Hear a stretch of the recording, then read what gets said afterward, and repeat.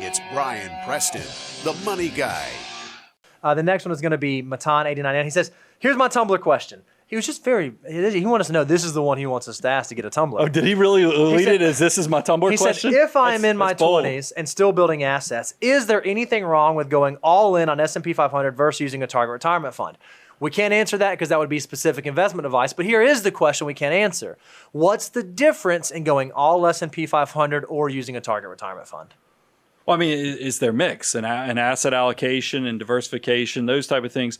Look, we fully expect, and this is why you go look up any target retirement fund, it is going to be super heavy in equity because target retirement funds, by their design, because you choose the year you think you want to be retired, or you need the access to the resources if you're using it for college funding, and then it is super aggressive when you have many decades. And then the glide path takes it down to super conservative. So I think if you go and look at it, the difference between the S&P 500 and a target retirement fund for somebody in their 20s is probably a lot more international. Mm-hmm. That's really going to be the difference because it's probably internationally. If you go look at Fidelity Index, Freedom Funds or Vanguard Target Retirement, they're going to have probably 25% or more in international. So you just have to ask yourself, where does that fit for you? But I definitely think taking more risk, having more equity while you're younger, because it's back to that whole thing with volatility is your friend.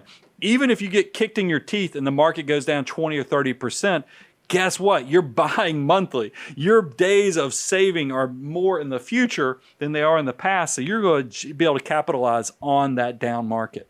I think that was incredibly well said. The other thing I'm going to say is just behaviorally, I would go with the one that allows you to behaviorally stay the course. If you go all S&P and you think you might be the kind that's going to decide, I need to sell that and go all international, and then I might need to sell that and go all small cap, you might be setting yourself up for a vicious cycle. If you can go all S&P and just stay the course and keep piling it in, and that makes sense for your specific allocation, nothing wrong with that. Yeah, we did a show earlier.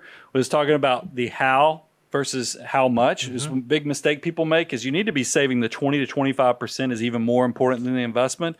And then is exactly what Bo said, don't get caught up in the details because you can get yourself so in the fog of which investment's going to perform better than this. That's why we talk about the behavior of target retirement funds so that you focus on how much you're saving versus where it's going.